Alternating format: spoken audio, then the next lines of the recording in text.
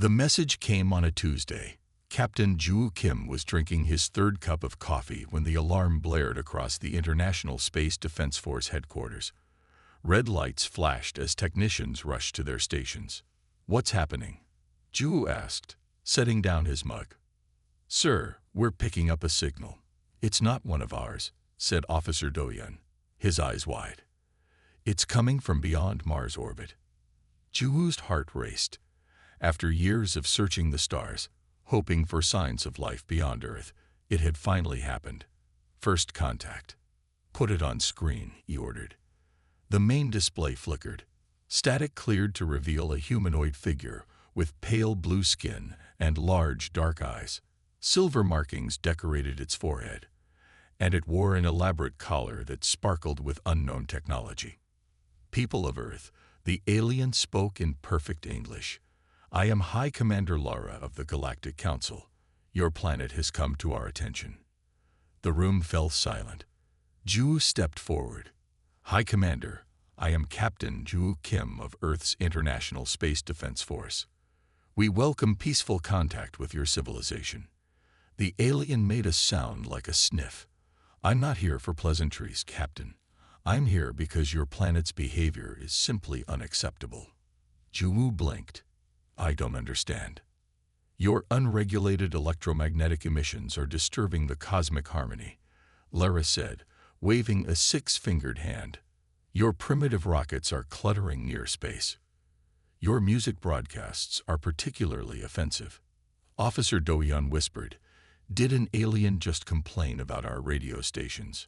"High Commander," Ju said carefully, "we were not aware of these concerns. Perhaps we could discuss." "I've already filed a complaint with the Galactic Council," Lara interrupted. "Earth needs to clean up its act immediately. I want to speak to your manager." "My manager?" Ju asked. "Your planetary supervisor, your world leader," Lara demanded. "Earth has many nations with different leaders," Ju explained. "We don't have a single world leader." Lara's eyes widened. "How inefficient. No wonder your species is such a mess." She tapped something off screen. "I'm sending requirements for planetary compliance. You have 14 rotations to respond."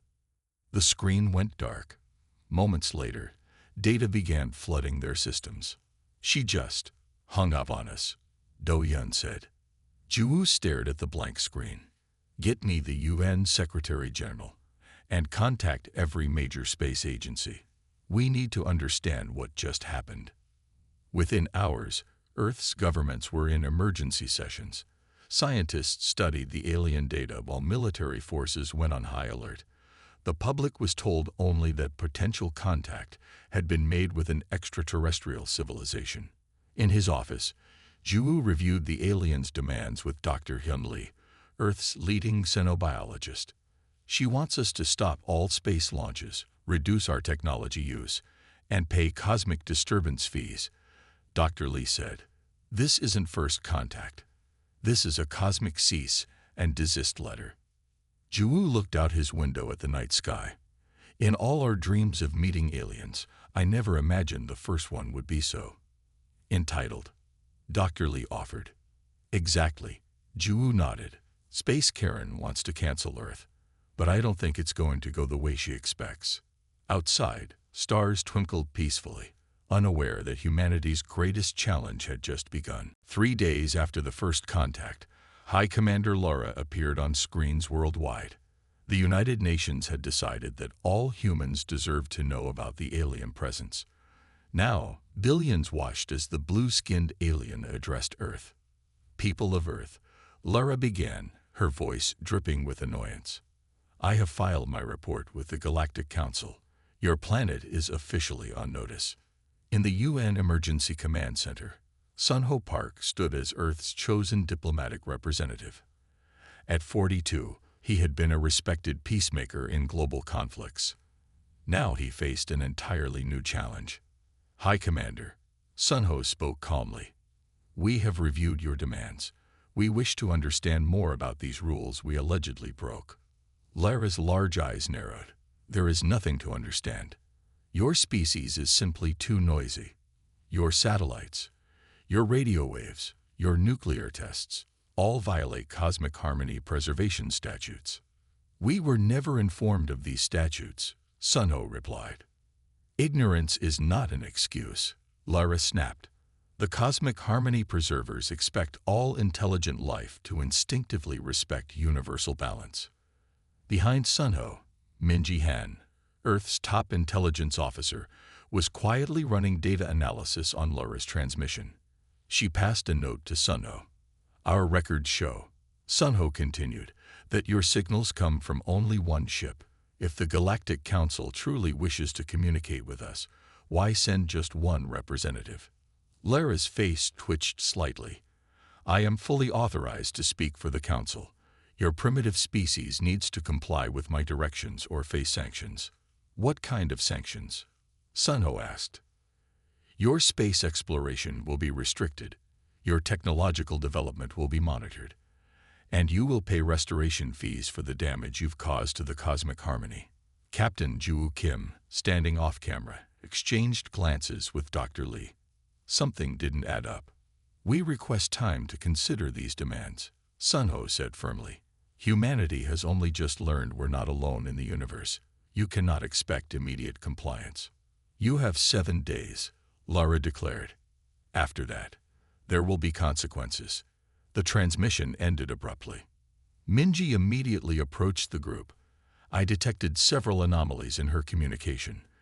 The signal contains embedded code that doesn't match her verbal message. What does that mean? Ju asked. It means she's likely not being truthful, Minji said. I've cross-referenced her claims about this Galactic Council. The data she sent contains references to something called CHP Corp that she never mentioned verbally. Dr. Lee looked up from his tablet. The technology readings from her ship are advanced, but not as advanced as she wants us to believe. There are weaknesses in her shielding systems. Sunho turned to the assembled leaders. I believe we're not dealing with an official representative. This feels more like a private entity trying to intimidate us. President Chen of the Security Council nodded. So what's our next move? Ju stepped forward. We stall for time. We appear cooperative while we prepare our defenses and learn more about who we're really dealing with. And if she's telling the truth? Someone asked. Then we'll face the real Galactic Council with dignity, Sunho said. But I suspect High Commander Lara isn't used to species who stand up to her bullying. As the meeting continued, satellite images showed Lara's ship moving to a higher orbit. She was waiting for Earth's surrender. She would be waiting a long time. Dr. Hyun Lee hadn't slept in 2 days. His lab at the International Space Research Center was filled with screens showing data from Lara's ship. Something about the alien technology bothered him. Look at this, he said as Captain Ju entered the lab. Their shield frequencies change every 12 hours. There's a pattern. Ju leaned closer. Can we use that? Maybe. Dr. Lee pointed to another screen. Their weapons are powerful, but their energy signature shows they can't fire continuously. They need to recharge. Across the globe, Earth's best minds work together, sharing discoveries.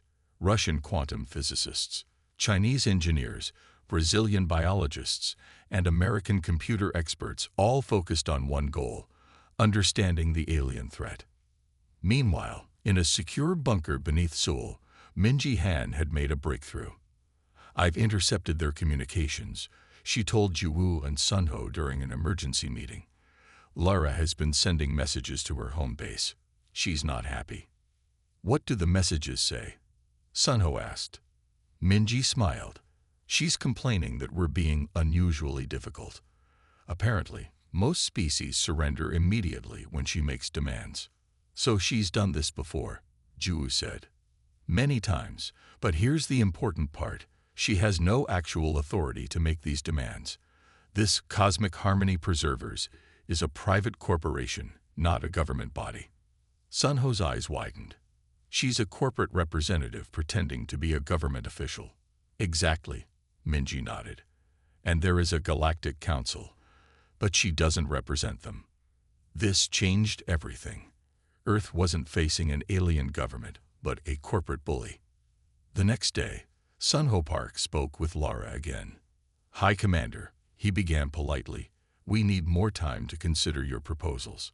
Our planet has many different nations with different technologies. Coordination is difficult." Lara's blue skin darkened with frustration. "Your excuses are tiresome. I have other systems to inspect. You will comply, or I will be forced to bring my manager." "Your manager?" Sunho asked innocently. "Supreme Overseer Tark of the Galactic Council," Lara said. "He does not enjoy wasting time on primitive worlds." After the call ended, Earth's leaders gathered again. "She's bluffing," Minji said. "Her communications mention no supervisor. She's trying to scare us." "Even if this Tark exists," Dr. Lee added, "we're making progress. We've identified 3 major weaknesses in her ship's design. If we needed to defend ourselves." Juwu finished the thought. "We could." Across Earth, preparations continued. Military satellites were quietly repositioned. New defensive systems were installed on space stations. Ground-based energy weapons were tested in remote locations. Most importantly, humanity remained united. For the first time in history, all nations worked together against an outside threat. 5 days after Lara's ultimatum, she contacted Earth again. "Your time is almost up," she warned. "Where is your compliance plan?" Sunho smiled calmly. "We're still working on it, High Commander.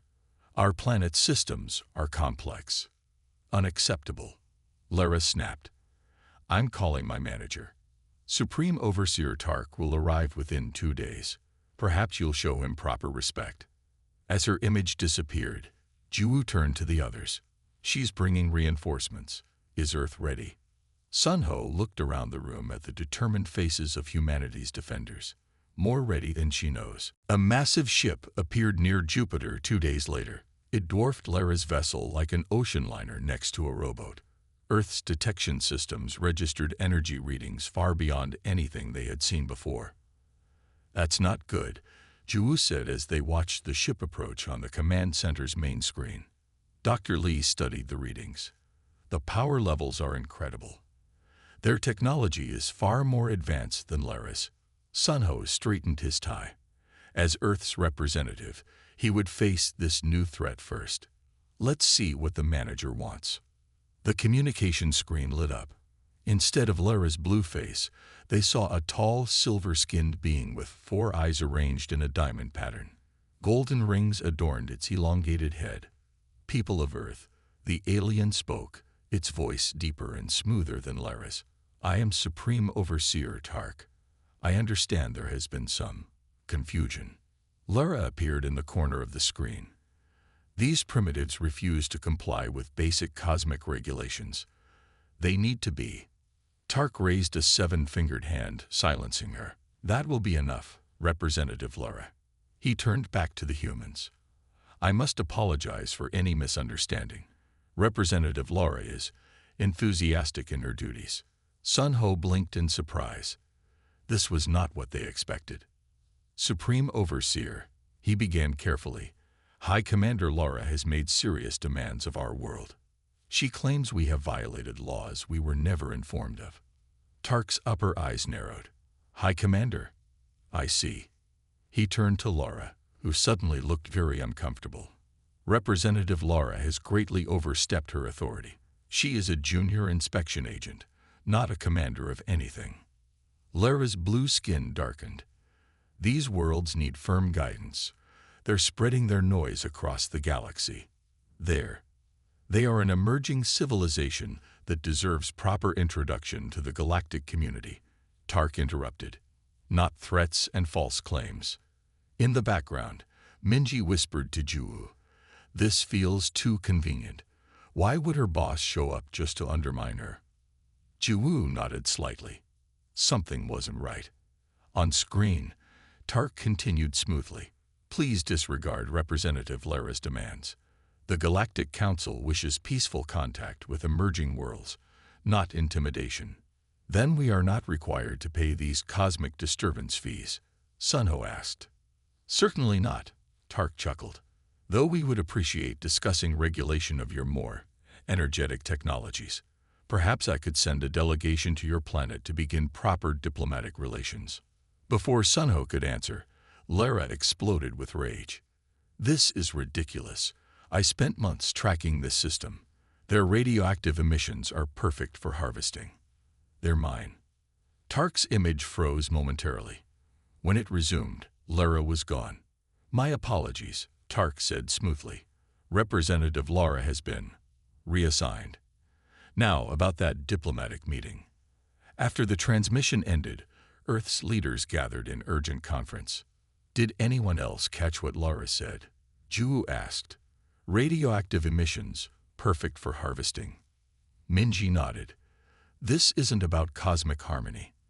They want something from Earth. And now the good cop wants to send a delegation to our planet, Dr. Lee added. Sunho looked grim. I think we've just met the real threat. Lara was just the warm-up act. Outside, Tark's massive ship moved into Earth orbit, casting a shadow over all human plans. While Tark prepared his diplomatic delegation, Earth's leaders worked quickly. Sunho stalled for time, requesting 3 days to prepare for the important visitors. Tark agreed with a graciousness that made everyone suspicious. Dr. Lee hadn't left his lab in 36 hours. The dark circles under his eyes matched the darkness of his coffee. I found something, he told Jiwoo and Minji as they entered. Look at this data from Lara's ship. On his screen was a complex analysis of energy signatures. What am I looking at? Jiwoo asked. Evidence, Dr. Lee replied. Lara's ship has visited at least 7 other star systems in the past year. Each one shows the same pattern. She arrives, makes demands, and then something happens to the planet's natural resources. What kind of resources? Minji asked. Radioactive elements. Rare minerals. Things useful for advanced technology. Dr. Lee pointed to another chart. And each planet shows reduced civilization markers afterward. They become less advanced. Jiwoo's face darkened. They're not regulators. They're thieves. Across the room, Minji's computer beeped. She had been working on decoding more of Lara's communications. I've got it, she said. I've broken into their private database. It's worse than we thought. The others gathered around her screen. Documents showed plans for Earth labeled Resource Acquisition Target 9. It's a corporate operation, Minji explained. This Cosmic Harmony Preservers is actually a resource extraction company. They find developing worlds, declare them unfit for self-governance, and then harvest their resources legally under galactic law. And Tark? Sunho asked. Lara's boss, but not in the way they pretended. They're partners. She plays bad cop, he plays good cop. Once he establishes a diplomatic presence on our planet, they can declare us unfit and take whatever they want. The room fell silent as the truth sank in. We need to warn the world, Sunho said finally. Not yet, Jiwoo countered. If they know we've discovered their plan, they might attack immediately. We need to keep playing along while we prepare. Dr. Lee nodded. I've analyzed Tark's ship too. It's powerful, but it has the same weaknesses as Lara's, just on a larger scale. We can defend against it if we have to. What about the real Galactic Council? Sunho asked. If these two are corporate criminals, maybe the actual authorities would help us. Minji scrolled through more files. According to this, there is a legitimate council, but it's far from our system. These two operate in fringe areas where council oversight is minimal. So we're on our own, Jiwoo concluded. Not necessarily, Dr. Lee said, looking up from his computer. Lara's files mention other worlds they've targeted. If we could contact them. A coalition of victims, Sunho nodded. I like it. Jiwoo stood straight, determination in his eyes. Minji, keep digging for information about those other worlds. Dr. Lee, work with our military to develop countermeasures. Sunho, keep Tark talking. And you? Sunho asked. I'm going to prepare a surprise for our visitors, Jiwoo said with a grim smile. Space Karen and her manager picked the wrong planet to cancel. Outside, Tark's ship loomed in orbit, unaware that its secrets were exposed. The trap these aliens had set for countless worlds was about to snap shut on the trappers themselves. The day before Tark's delegation was set to arrive, Earth made its move. The plan was risky, but every nation had agreed. Humanity would not become another victim. Captain Ju Kim led the mission himself. His small spacecraft, disguised as a weather satellite, approached Lara's ship, which orbited Earth at a safe distance from Tark's larger vessel. Remember, Ju told his team of 4 specialists, "We need to access their main computer and send the signal. We have 20 minutes before their security systems detect us." Their ship docked silently at a maintenance port Dr. Lee had identified as a blind spot in Lara's sensors. Using cutting tools designed based on the aliens' technology, they cut through the outer hull. Inside, the air was breathable but smelled like cinnamon and metal. The corridors were empty. Most of the crew had transferred to Tark's ship for the diplomatic mission. "This way," whispered Tae-yun, their tech expert. His scanner showed the path to the main computer room. Meanwhile, on Earth, Sunho was meeting with Tark's advance team. The silver-skinned aliens towered over the humans, their 4 eyes constantly scanning. "We look forward to establishing formal relations with your world," the lead alien said smoothly. "Supreme Overseer Tark believes Earth has great potential." "We're honored," Sunho replied with a smile that didn't reach his eyes. "Our leaders are eager to meet him tomorrow." Across the globe, military forces moved quietly into position.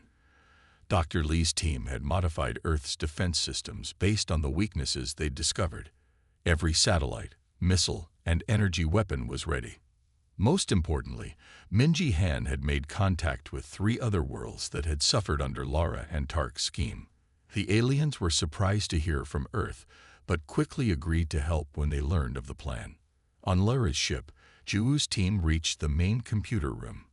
2 alien guards stood outside. "Now, Suman," Ju whispered. Specialist Suman activated a device Dr. Lee had created. It emitted a frequency that affected the alien's inner ear equivalent. The guards wobbled, then collapsed, unconscious. "We have 15 minutes, Ju said as Tae-hyun got to work on the alien computer. The system was complex, but they had practiced on simulations.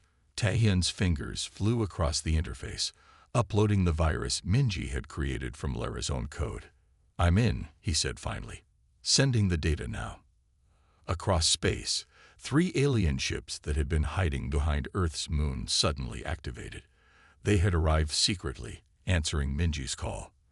The ships belonged to the species Lara and Tark had previously victimized. On Earth, Sunho received the signal on his hidden communicator. "It's time," he told Earth's leaders. Suddenly, all communications to Tark's ship were cut off. The virus had worked, spreading from Lara's computer to the main vessel through their linked systems. Tark's advance team received urgent messages on their devices. Their expressions changed from confident to alarmed. "Is something wrong?" Sunho asked innocently. Before they could answer, the sky lit up with energy beams, but not aimed at Earth. The 3 alien ally ships were attacking Tark's vessel, targeting the exact weak points Dr. Lee had identified. Lara's smaller ship tried to flee, but Earth's newly modified defense satellites locked on, disabling its engines with precise strikes. In the chaos, Juhu's team escaped Lara's ship in their small craft. Mission accomplished. "This is Earth to all vessels," Sunho announced on all frequencies. "Your crimes have been documented and transmitted to the Galactic Council. Surrender now." The space above Earth glowed with weapons fire as humanity and its new allies fought back against the cosmic bullies who had underestimated them. 3 days after Earth's surprise attack, the real Galactic Council arrived. Their ship was unlike anything humans had seen before. It didn't seem solid but shimmered like water and light mixed together. It made Tark's impressive vessel look like a child's toy. Ju, Sunho, Minji, and Dr. Lee waited in the United Nations Hall as the council representatives materialized. There were three of them: a tall being made of what looked like crystal, a floating cloud of purple gas contained in a transparent suit, and a creature that resembled an earth octopus but with 12 tentacles. "People of Earth," the crystal being spoke, its voice sounding like gentle bells. "I am High Counselor Vex of the Galactic Council. We receive your evidence against Lara and Tark." The cloud creature moved forward. "I am Justice Administrator Orlo. We have reviewed your claims and the supporting documentation. It is disturbing." Sunho stepped forward. "We thank you for coming. We acted to defend our world and to stop criminals who have harmed many planets." The octopus-like being made clicking sounds that translated into words. "You have done the galaxy a service. Lara and Tark's corporation has been operating in violation of council law for many years. They specifically target worlds that have not yet achieved faster-than-light travel, as such worlds are protected by our Prime Development Directive." Minji couldn't help asking, if they're protected, how did Lara and Tark get away with it for so long? "Our galaxy is vast," Vex explained. "We cannot monitor all regions at all times. These criminals operated in frontier zones, far from regular council patrols." "But no more," Orlo added, the purple gas swirling faster. "Thanks to your evidence and the testimony from the other worlds, we have detained Lara, Tark, and their entire operation." On the main screen, they showed images of Lara being led away in restraints, her blue skin now pale with fear. Tark followed behind her, his silver head bowed in defeat. "What happens to them now?" Dr. Lee asked. "They will face trial for crimes against developing civilizations," the octopus being explained. "The penalty includes full restoration of all damaged worlds and significant reparations." High Counselor Vex moved closer to the humans. "More importantly, we must discuss Earth's future. You have shown remarkable resilience and ingenuity. Few worlds successfully resist such predatory tactics." Sunho stood tall. "Earth wishes to join the galactic community as equals, not as victims or subordinates."